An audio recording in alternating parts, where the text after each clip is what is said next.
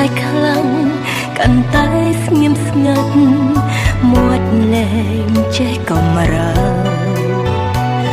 រស់ដូចជាស្លាប់ទូរស័ព្ទក៏មិនបើមើលទ្វីបលោកឃើញខ្មៅងងឹតលោកនេះមានកន្លែងណាធ្វើឲ្យបាត់សោកសៅខ្ញុំចង់ទៅសក់ថ្មឲ្យជីវិតចង់ដើរលេងបំភ្លេចគេរៀនស្គាល់ការពិតយកអតីតទៅបងចោលឲ្យអស់ដើរលេងគ្រប់ទីកន្លែងក្រែងឲ្យផ្លេចមនុស្សម្នាក់ព្រោះគេម្នាក់ខ្ញុំស្ទើរស្លាប់ស្ទើររួម